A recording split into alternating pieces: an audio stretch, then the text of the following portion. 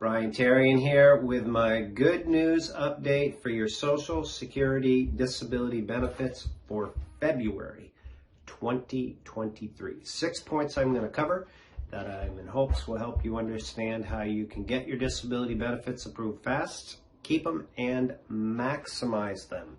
So if you're new here, welcome. We encourage you to subscribe, ring the bell so you get upcoming information and notifications from the Disability Digest. So here we go. First of all, for those of you going through the approval process, I have 2 points. The number of cases that have been entered into the disability system continues to increase.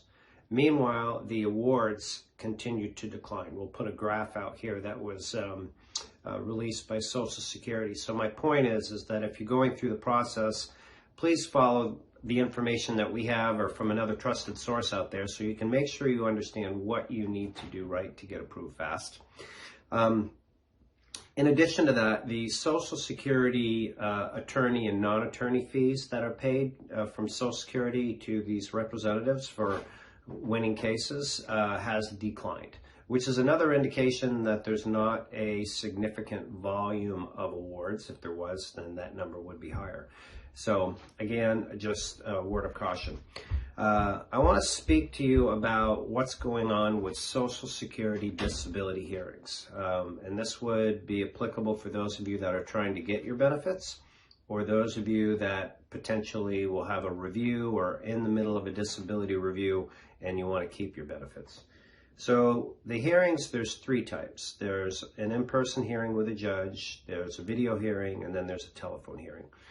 A few updates on these. They're starting to have the in-person hearings come back after COVID.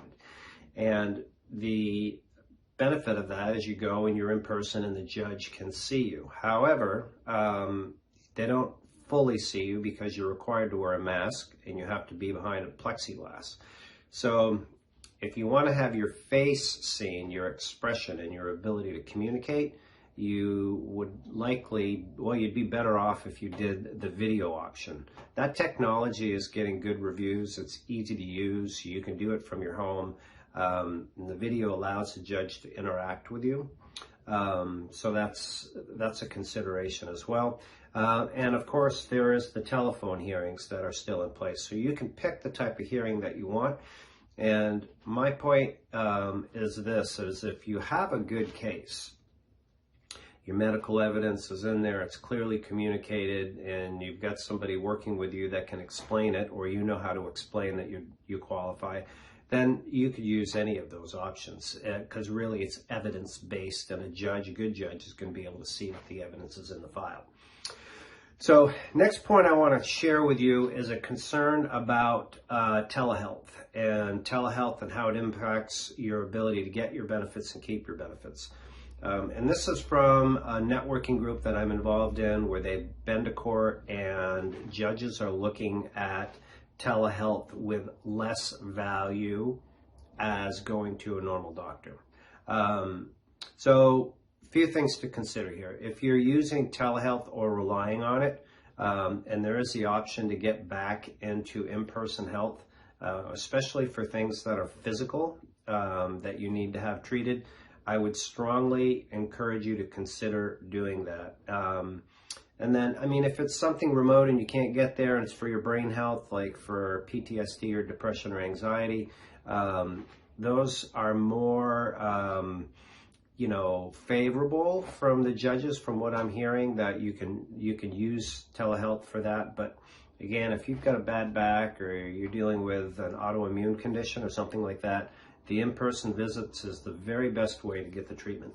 And as always, after you go to your treatment, remember to check your notes. Check those doctor's notes and make sure that they're properly recording what went on with you, what your limitations are, and the other information that we communicate to you here at the Disability Digest.